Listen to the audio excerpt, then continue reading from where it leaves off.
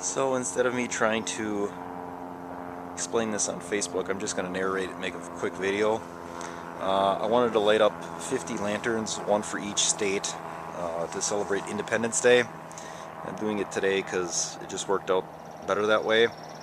I know there's at least 50 here. I'm pretty sure I have more.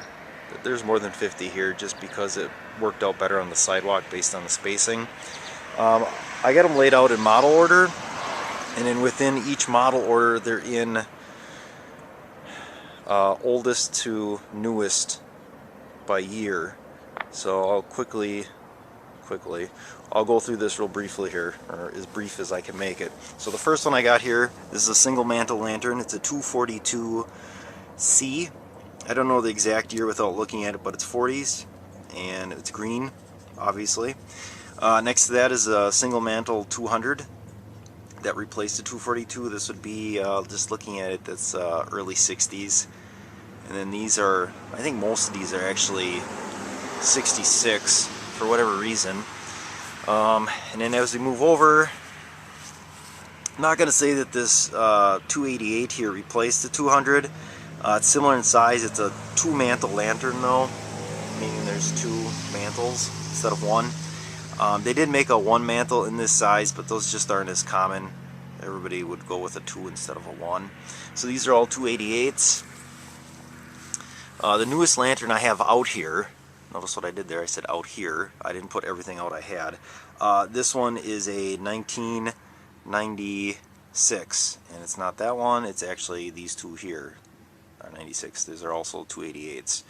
For whatever reason they did a gray in between, and then after these, the next style goes back to that gray. Looks just like the one I showed you. And then we transition over. This is the 220 model. This is the first of the 220 series. It's actually got a slant. They call it the slant generator because it's in there kind of slanted, and the knob is actually on the bottom. That's why this is cut out. That's the way it came. So it's 220. The next in that series then would be the B. They didn't make an A. The B is like dated in the 30s. C would be 40s. This here is a D with a nickel plate. This is also D.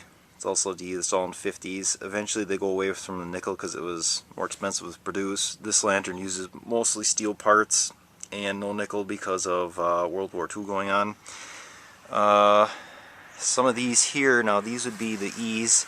Early E's also used more steel parts because the brass was going for the Korean War.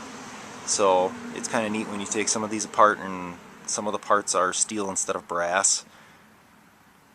But most of them, like the older ones, everything was brass in them, which is nice because it cleans up real good. This is what they call a transitional E. I just got a different color globe on it. It's, as you can tell, the top is different, but the bottom is already using the what we call the collar of what the F is here. These are all Fs. Fs are the most common of Coleman Lanterns. A lot of these were produced. This one I just painted black, put a green decal on because I thought it looked cool. And the Fs went for a long time.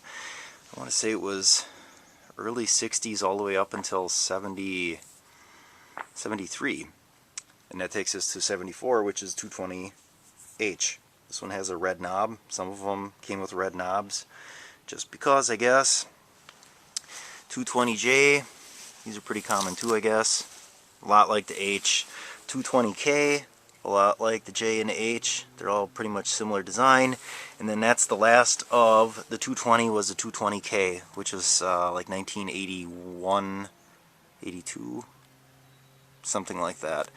Then 228, starting back over, this would be early 30s again. They got a wide ventilator, they call it. So that would be your B. This would be the C. This D looks a lot like the C. It does have different parts though. That's why the model number is different. The tags, the yellow tags are different. I'm looking for a D220 that looks like this. They did make them.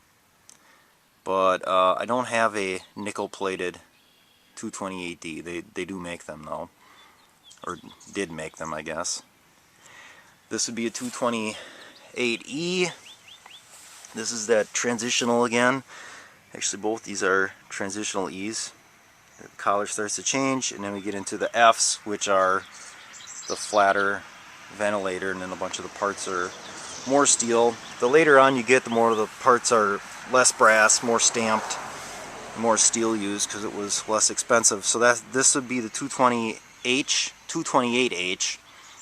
The one after that would be a 228J, which I don't have, and then that's the last of that series.